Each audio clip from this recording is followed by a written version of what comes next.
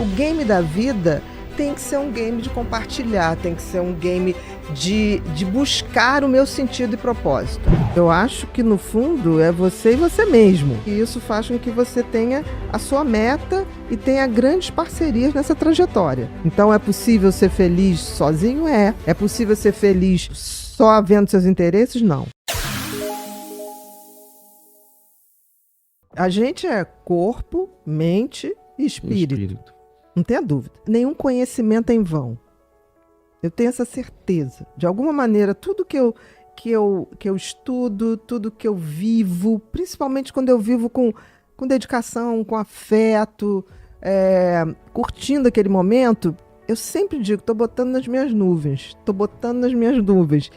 E eu acho que um dia a gente vai provar isso. O que tu quer dizer com espírito? Eu quero dizer com espírito a consciência. Para mim, o espírito é a consciência. Tá. Por exemplo, você não consegue ter uma lucidez que você fala assim, cara, esse pensamento que eu estou tendo é ridículo.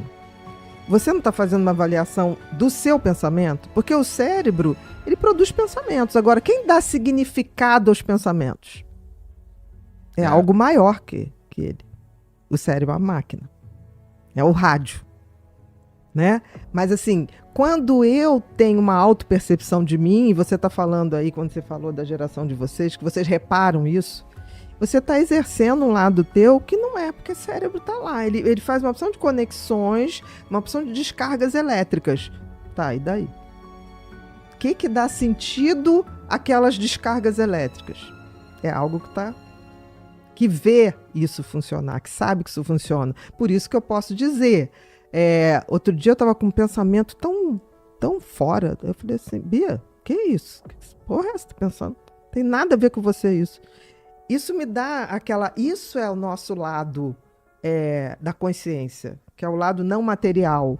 Isso me dá uma sensação de que eu sei exatamente o que eu quero, para onde eu estou indo e quais são os meus valores. Porque no momento que você tem consciência, através do conhecimento, o que acontece? Você sabe que você não é só aquilo.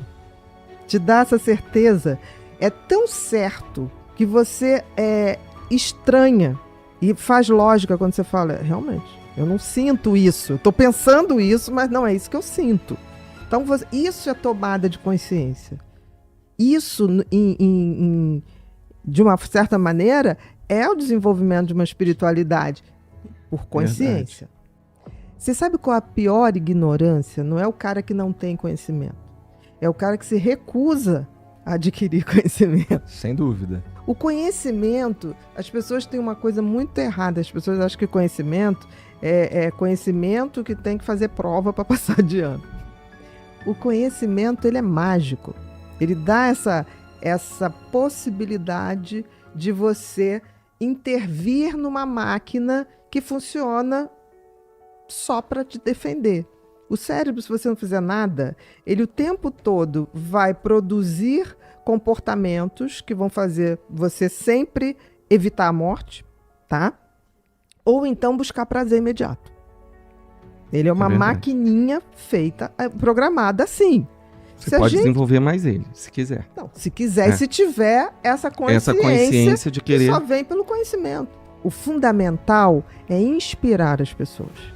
Então, é tornar o conhecimento tão acessível que você fala para uma criança, fala para o adolescente, e ele pode não entender o que você falou, mas ele sabe que aquilo tem algum sentido.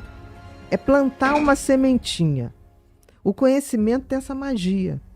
Se você despertou uma coisa, um bom professor, por exemplo, não é o cara que dá a melhor matéria, mas que inspira você buscar aquele assunto.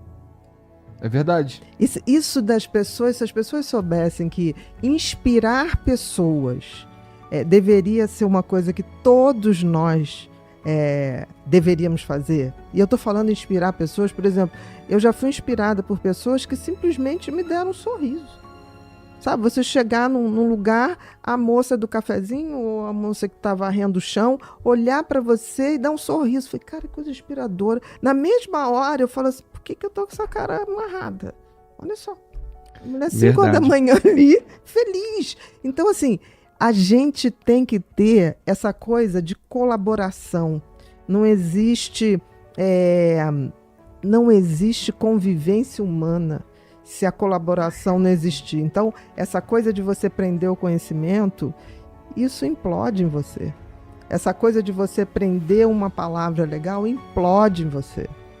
E as pessoas não se dão conta disso. Por exemplo, seja para o que for, a gente só pode ter uma felicidade razoável quando a gente se torna uma pessoa melhor para a gente, mas também para as pessoas que nos cercam.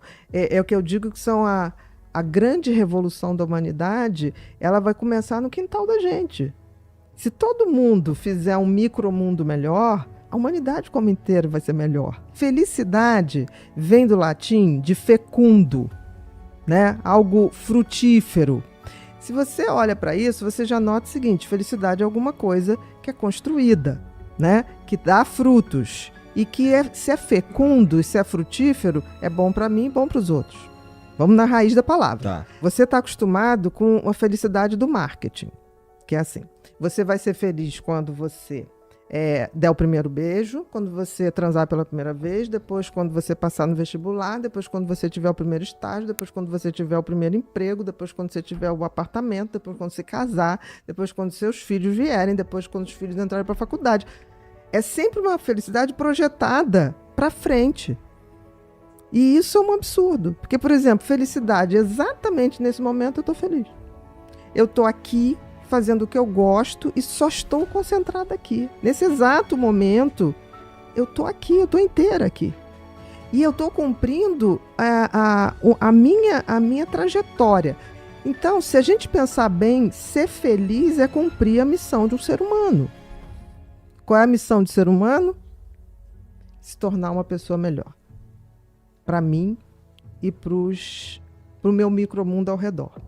Eu não preciso deixar um legado para a humanidade. Se eu deixar um legado para os meus filhos, se eu deixar um legado para os meus amigos, entendeu? Porque as pessoas querem coisas sempre muito grandiosas, estão esquecendo de fazer o feijão com arroz, que é você tornar momentos imortalizados. Como é que você se imortaliza com a sua filha? Você tendo um momento com ela que você esteja inteiro ali. Então, se a gente for resumir, ser um ser humano, todo mundo nasce humano. Não tem jeito. É espécie. Como os felinos nascem. Felinos. Agora, virar um ser humano, aí que é o nosso objetivo, que é ir se tornando uma pessoa cada vez melhor. E compartilhando isso, né? De alguma maneira eu somar na vida dos outros, cara. Eu não posso ser subtração na vida dos outros. É essa a fórmula da felicidade. Agora, as pessoas vinculam felicidade a isso, entendeu? É que nem se você fosse deixar levar o seu ano inteiro pelo mapa das datas comemorativas, você tá lascado. Você já tá no Matrix, você não sabe.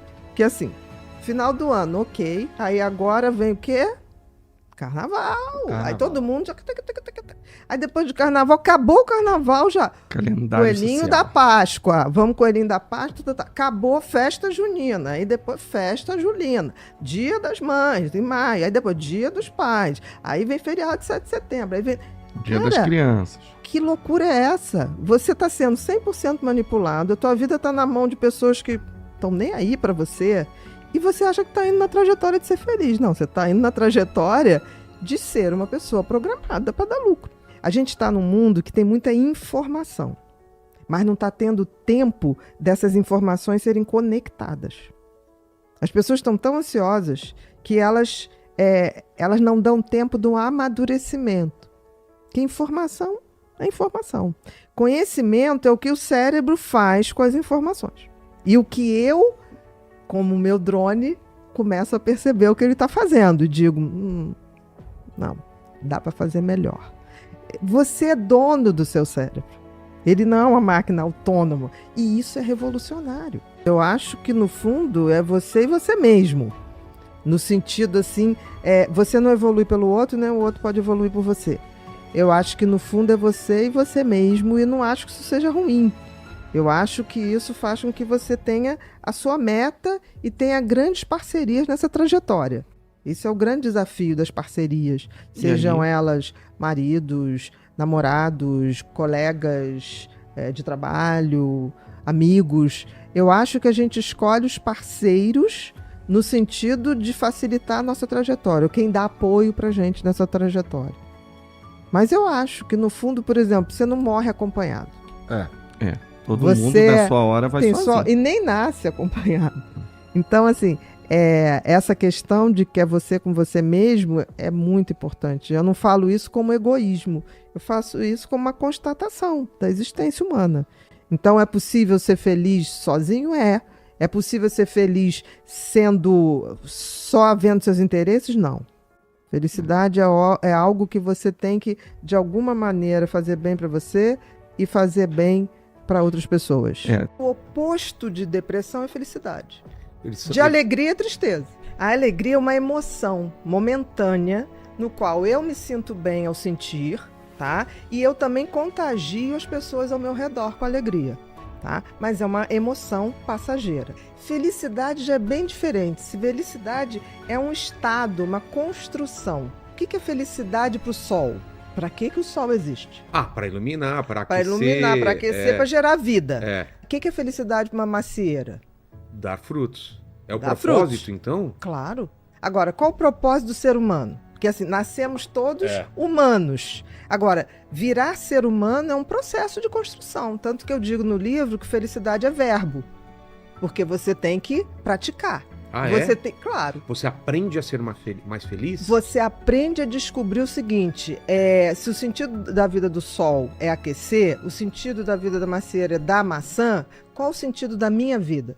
Porque o grande problema do ser humano, Vilela, é que ele se esquece que ele é um animal, como outros quaisquer, né? Um ser como outro qualquer.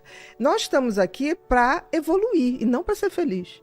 Então, no momento que eu coloco assim, qual é a minha missão?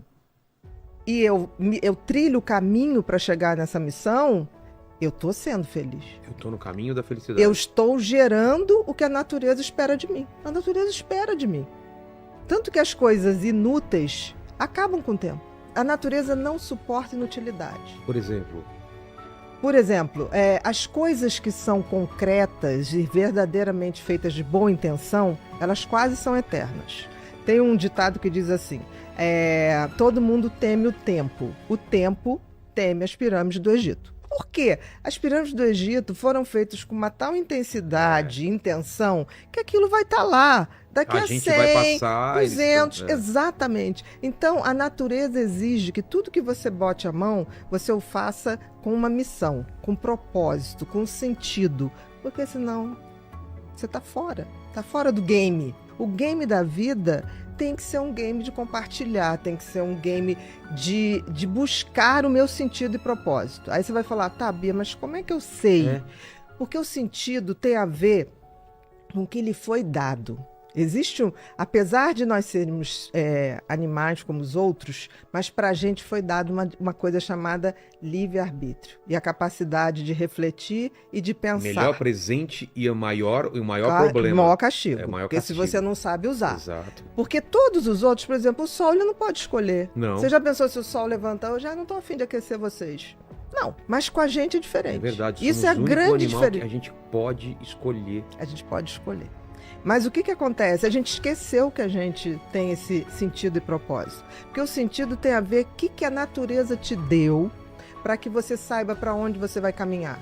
Então, o sentido tem a ver com os talentos e dons que a gente ganha. O que não dá frutos, de alguma maneira, aquilo vai se perdendo.